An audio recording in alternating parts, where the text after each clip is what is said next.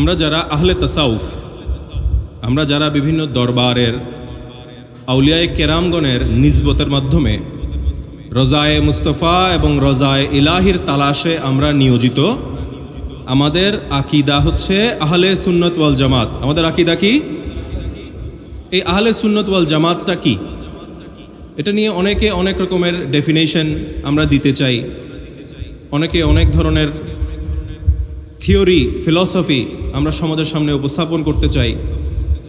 অনেক ক্ষেত্রে আবেগের আতিশয্যে হোক, কিংবা দূরদৃষ্টির অভাবে হোক, কিংবা জাগতিক তাকাব্বুরে হোক, আমরা অনেক সময় এমন দায়িত্বজ্ঞানহীন কথা বলে ফেলি, যার কারণে আমাদের তরুণ সমাজের মধ্যে আহলে সুন্নাত ওয়াল জামাতের আকীদা নিয়ে একটা বিভ্রান্তিকর চিন্তাভাবনার তৈরি হওয়ার একটা সুযোগ সৃষ্টি হয়েছে। এটা আমরা এখানে বসলে বুঝবো না।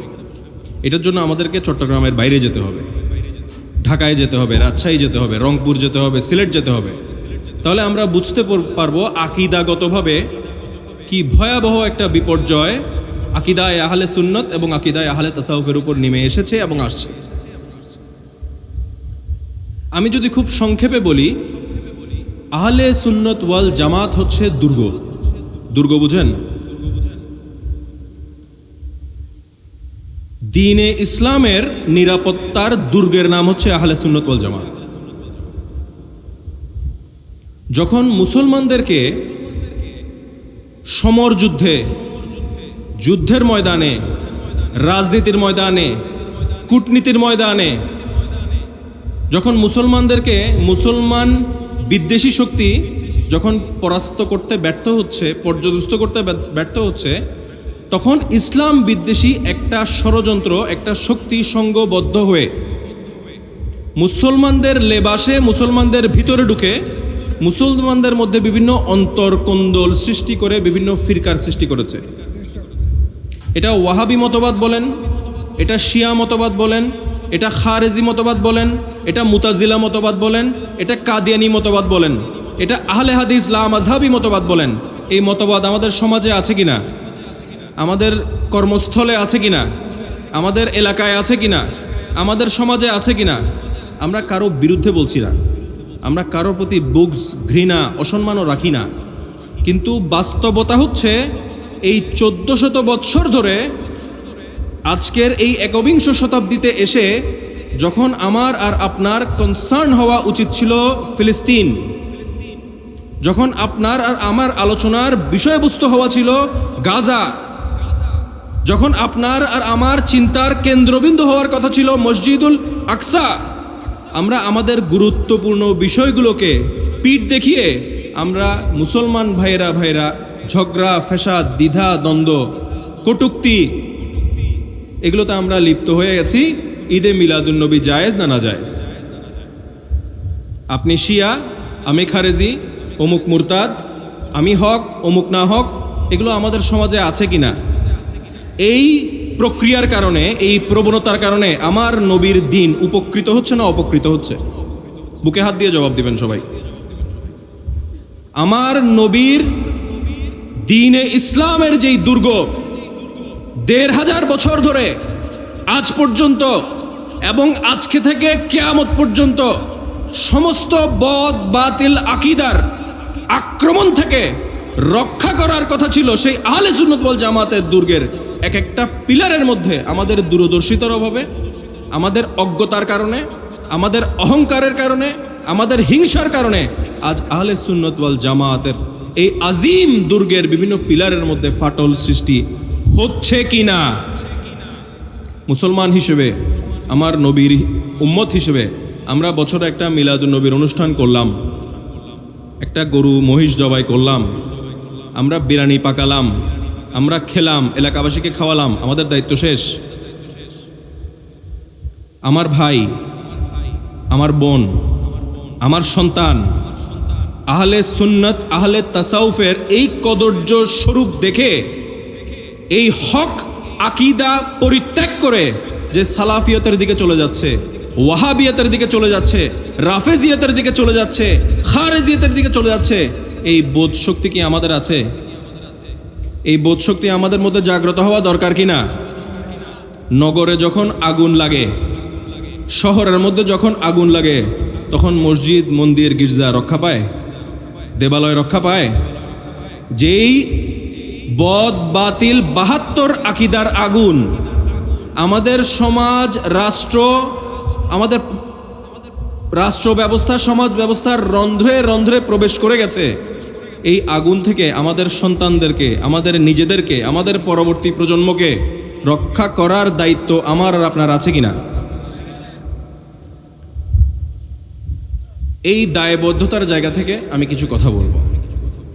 দেখেন, সম্মানিত ওলামায়ে কেরাম আমাদের এখানে আছেন, ওনারা একাডেমিক দিক থেকে আলোচনা করবেন। আমি একজন সাধারণ বাংলা শিক্ষিত মানুষ হিসেবে, একজন তরিকতের খাদেম হিসেবে আমার অনুভূতির জায়গা থেকে কথা বলবো। আকিদায়ে আহলে সুন্নত কোনো কিতাবের নাম না, আকিদায়ে আহলে সুন্নত কোনো তরিকার নাম না, আকিদায়ে আহলে সুন্নত কোনো দরবারের নাম না, আকিদায়ে আহলে সুন্নত কোনো মসলকের নাম না, আকিদায়ে আহলে সুন্নত কোনো ইমামের, মৌলবীর, মুফতির, মুফাসসিরের, ফকির ফতোয়ার নাম না। আকিদায়ে আহলে সুন্নত আকিদার নাম, এবং এই আকিদার বুনিয়াদ, এই আকিদার পিলার হচ্ছে 3টা। 1 নম্বর আমার নবীর ইশক, 2 নম্বর আমার নবীর আদব, 3 নম্বর আমার নবীর আনুগত্য। আমার নবীর ইশক, আমার নবীর আদব, আমার নবীর আনুগত্য যেই মুসলমানের হৃদয়ে সর্বোচ্চ পরিমাণে আছে সে হচ্ছে সুন্নি, তার আকিদা হচ্ছে আকিদায়ে আহলে সুন্নাহ। এখন আমি যদি আপনাকে মাইজভান্ডার দরবার শরীফের আওলাদেশে আমি বলি যে মাইজভান্ডার দরবার শরীফ প্রতিষ্ঠা না হলে, মাইজভান্ডার প্রতিষ্ঠিত হওয়ার আগে এই মাটিতে, এই জমিনে, এই ভূখণ্ডে আহলে সুন্নাত ওয়াল জামাতের আকিদা ছিল না, এই ধরনের আবেগের আতিশয্যে যদি আমি কোনো কথা বলে ফেলি, বেশক আল্লাহর আউলিয়ায়ে কেরামগণ আকিদায়ে আহলে সুন্নাত ওয়াল জামাতের এক একটা বুলন্দ রোকন বা পিলারের নাম, কিন্তু গৌসুল আজম মাইজভান্ডারী এই দুনিয়াতে তাশরীফ আনার আগেও সুন্নিয়ত ছিল।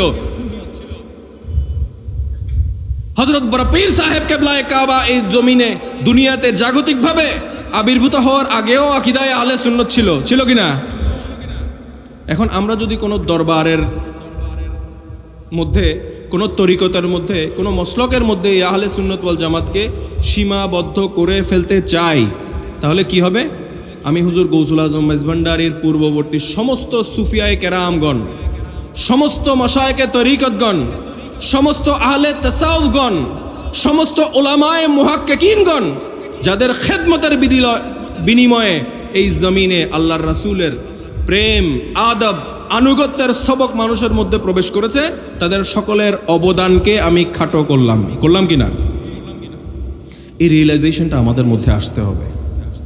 1 নম্বর, আমি যে কোনো একটা স্কুলে পড়ি, আমি যে কোনো একটা তরিকার অনুসারী, আমি যে কোনো একটা দরবারের সাথে সম্পৃক্ত, আমি যে কোনো একজন পীরের তরিকতের নিসবতের মাধ্যমে আমি আল্লাহর রাসূলের নৈকট্য পাওয়ার চেষ্টায় নিয়োজিত আছি, তাই বলে এটা আমাকে কোনো এখতিয়ার দেয় না অন্য কোনো স্কুলকে, অন্য কোনো দরবারকে, অন্য কোনো তরিকাকে, অন্য কোনো পীরকে খাটো করার। দেয়? এই প্রবণতাগুলো আমাদের মধ্যে আজকে মহামারীর মতো প্রবেশ করেছে কিনা, আমাদেরকে এগুলো থেকে বাঁচতে হবে। আমরা খুব ফ্রাস্ট্রেটেড অনুভব করি, আমরা খুব বিষণ্ণতায় ভুগি যখন সমাজের বিভিন্ন অংশে আহলে সুন্নাত ওয়াল জামাতের, শিক্ষিত সমাজে, সচেতন সমাজে আহলে সুন্নাত ওয়াল জামাত সম্পর্কে যখন কোনো মানুষ মন্তব্য করে, এগুলো আমাদের এখানে গিয়ে আঘাত করে। এটা তো হওয়ার কথা ছিল না। যার অন্তরে, যার কালবের মধ্যে আমার নবীর মহাব্বত আছে, যার কালবের মধ্যে আমার নবীর প্রেম আছে, আদব আছে, আনুগত্য আছে, সে তো এই পৃথিবীতে রাজত্ব করার কথা নাকি?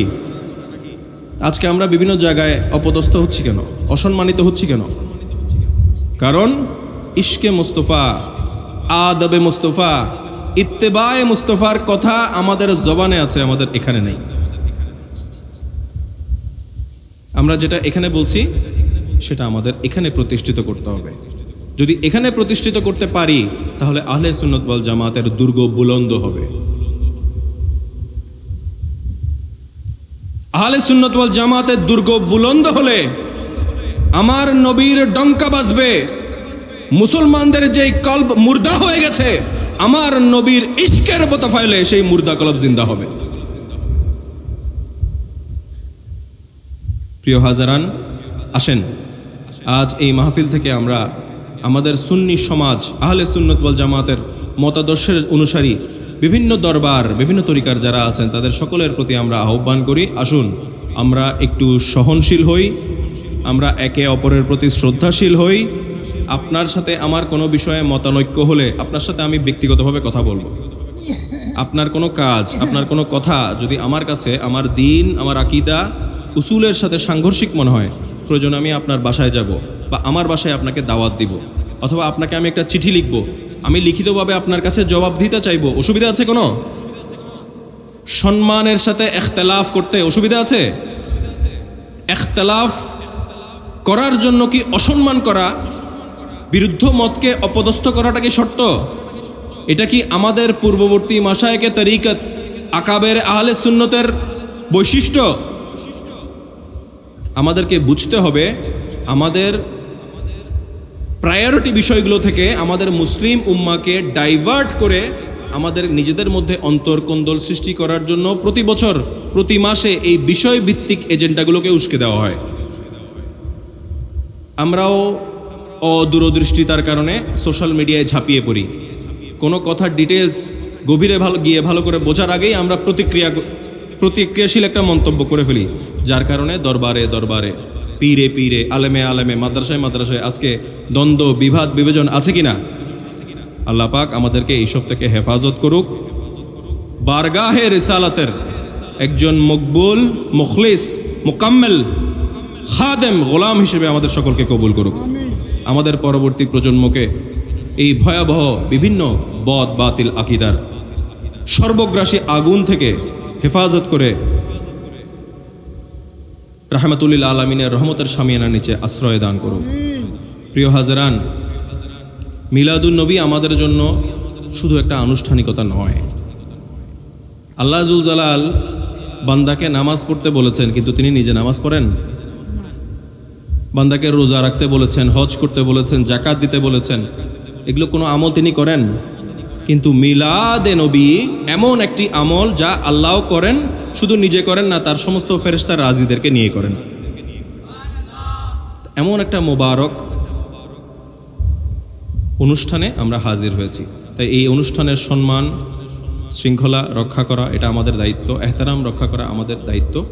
আমরা চেষ্টা করব আমরা আমার নবীর যখন কোনো আলোচনা হবে, যখন একটা নাত পড়বে, যখন মাহফিলের মিলাদ হবে, একটু কিছু সময়ের জন্য নিজের চোখটাকে বন্ধ করবেন, বন্ধ করে নবীর সবুজ গম্বুজটাকে স্মরণ করবেন। স্মরণ করে আপনার রুহের গভীর থেকে নবীর প্রতি দরদ নিয়ে, মহাব্বত নিয়ে একবার দরুদ শরীফ পড়বেন। এই মিলাদে শরীক হবেন।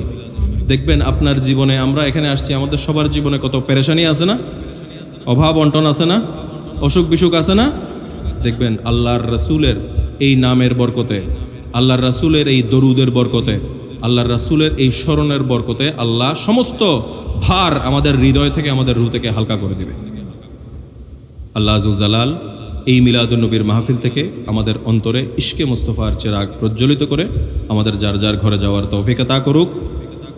আমি আর দীর্ঘ সময় নিব না। সম্মানিত ওলামায়ে কেরাম পরবর্তী আলোচনা করবেন। একটি ছোট্ট দাওয়াত দিব দরবারে গৌসুল আজম মেজভান্ডারির পক্ষ থেকে। আপনারা জানেন প্রতি বছর 20শে রবিউল আউয়াল মেজভান্ডারি তরিকার স্বরূপ উন্মোচক হুজুর গৌসুল আজম মেজভান্ডারির পৌত্র ও স্থলাভিষিক্ত উত্তরাধিকারী খাদেমুল ফকরা ওসিয়ে গৌসুল আজম মৌলানা শাহ সুফি সৈয়দ দেলাউর হোসেন মেজভান্ডারি কদ্দাসা সিরুল আজিজের চন্দ্রবার্ষিক ওফাত দিবস উপলক্ষে পবিত্র ঈদে মিলাদুন নবী সাল্লাল্লাহু আলাইহি ওয়াসাল্লামের মাহফিল বহু বছর ধরে মেজভান্ডার দরবার শরীফ শাহী ময়দানে অনুষ্ঠিত হয়ে আসছে। এবছরও গৌসুল আজম মেজভান্ডারির তরিকা ও আদর্শবাহী সংগঠন আঞ্জুমানে মুত্তাবিইনে গৌসে মেজভান্ডারির কেন্দ্রীয় নির্বাহী পরিষদের সার্বিক ব্যবস্থাপনায় এই ঐতিহাসিক জশ্নে ঈদে মিলাদুন্নবী মাহফিল আগামী ৩রা সেপ্টেম্বর ২০২৬ বৃহস্পতিবার বাদ আসর মাইজভান্ডার শরীফ শাহী ময়দানে অনুষ্ঠিত হবে। এই মাহফিলে সভাপতিত্ব করবেন আমার শ্রদ্ধেয় বড় ভাই দরবারে পাকের মুনতাজিম জিম্মাদার ও সজ্জাদানশীন এবং আঞ্জুমানের কেন্দ্রীয় নির্বাহী পরিষদের মহামান্য ভারপ্রাপ্ত সভাপতি শাহজাদা সৈয়দ হোসেন রাইফ নুরুল ইসলাম রুবাব মেজভান্ডারি মাদ্দাজিলুল আলী। আমি আমার বড় ভাইয়ের পক্ষ থেকে, দরবারের পক্ষ থেকে, আঞ্জুমানে মোত্তাবিনে গৌসে মেজভান্ডারির পক্ষ থেকে আপনাদের সকলকে আমন্ত্রণ জানাচ্ছি এই মিলাদুন্নবীর মাহফিলে শরীক হওয়ার জন্য। আজকে মাইজভান্ডার পশ্চিমপাড়া খতমে গৌসিয়া বাস্তবায়ন কমিটি ও সম্মানিত এলাকাবাসীর সার্বিক সহযোগিতায় এই পবিত্র ঈদে মিলাদুন্নবী ও ইসালে সাওয়াব অনুষ্ঠানে আমাকে সম্মানের সাথে আমন্ত্রণ জানার জন্য আপনাদের সকলের প্রতি কৃতজ্ঞতা জানিয়ে, আপনাদের সকলের কাছে দোয়ার আরজি জানিয়ে বিদায় নিচ্ছি। আসসালামু আলাইকুম ওয়া রাহমাতুল্লাহি ওয়া বারাকাতুহু।